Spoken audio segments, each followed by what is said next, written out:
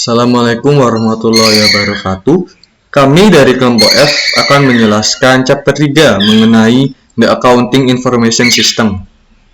Sebelum itu, izinkan saya untuk memperkenalkan anggota dari kelompok F.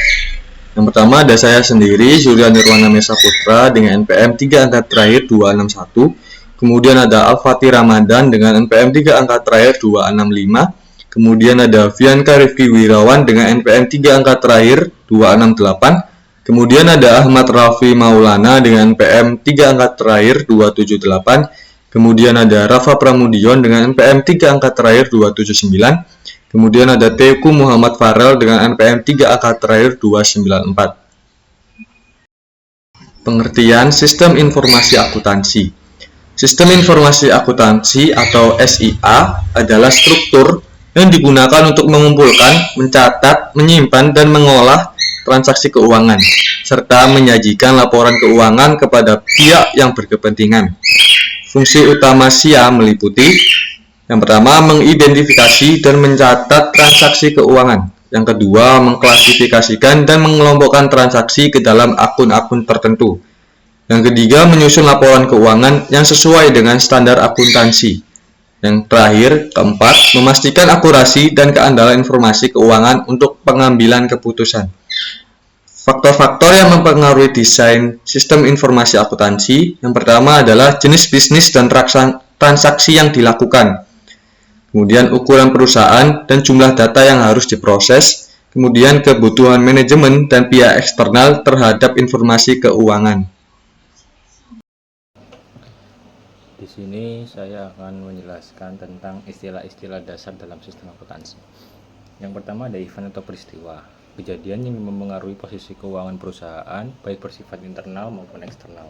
Yang kedua ada transaction atau transaksi, peristiwa eksternal yang melibatkan pertukaran nilai antara dua pihak atau lebih.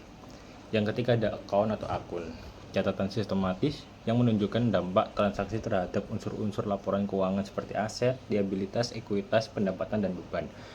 Lalu yang keempat ada buku besar, kumpulan akun-akun perusahaan yang mencerminkan semua transaksi. Yang kelima ada jurnal, tempat pencatatan pertama kali suatu transaksi yang nantinya akan dipindahkan ke buku besar. Yang keenam ada posting, itu tuh proses memindahkan data transaksi ke jurnal ke akun yang sesuai dalam buku besar. Lalu yang ketujuh ada trial balance atau neraca saldo. Itu tuh daftar saldo akun dari buku besar yang digunakan untuk memastikan keseimbangan antara debit dan kredit. Lalu yang kedelapan itu ada ayat jurnal penyesuaian. Itu tuh jurnal yang dibuat untuk menyesuaikan akun pada akhir periode agar mencerminkan kondisi keuangan yang sebenarnya.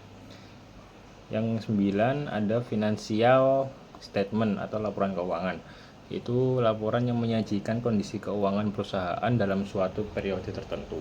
Lalu yang terakhir ke-10 itu ada ayat jurnal penutup.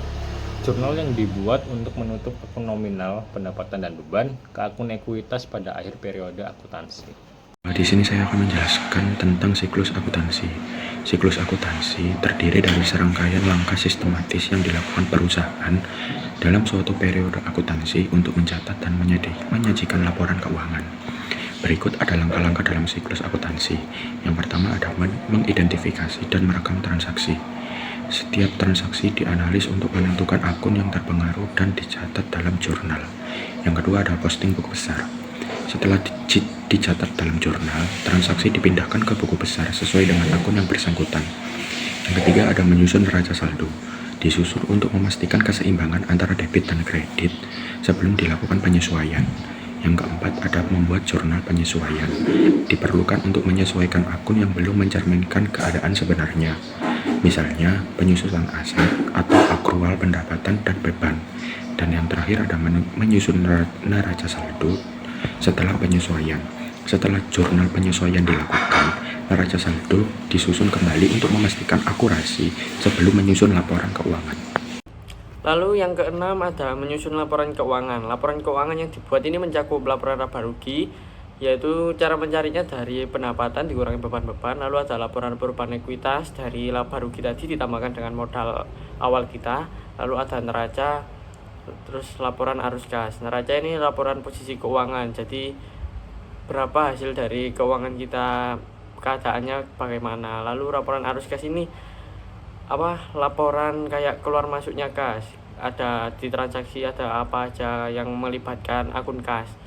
Lalu yang ketujuh ada jurnal penutup. Untuk ini fungsinya untuk menutup akun pendapatan dan beban serta memindahkan saldo laba atau rugi ke ekuitas. Lalu yang ke-8 ada menyusun neraca saldo setelah penutupan. Disusun setelah semua akun nominal ditutup, hanya menyisakan akun real yaitu aset, liabilitas, dan ekuitas. Lalu yang ke-9 ada jurnal pembalik. Lalu yang ke-4 ada prinsip dasar dalam pencatatan akuntansi. Sistem pencatatan ini berpasangan, yaitu setiap transaksi dicatat dengan dua sisi yang seimbang, yaitu di debit dan kredit. Ada rumus dasar akuntansi, yaitu aset sama dengan liabilitas tambah ekuitas. Ada aturan dasar debit dan kreditnya. Jenis akunnya untuk aset, jika bertambah berada di debit, dan jika berkurang ditulis di kredit. Lalu yang liabilitas ini jika bertambah ditulis di kredit, jika berkurang ditulis di debit. Yang ekuitas jika bertambah ditulis di kredit, dan jika berkurang ditulis di debit. Untuk pendapatan jika bertambah di kredit dan berkurang di debit.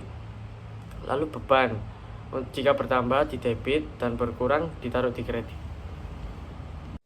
Baik, selanjutnya saya akan menjelaskan tentang kendala dalam pelaporan keuangan.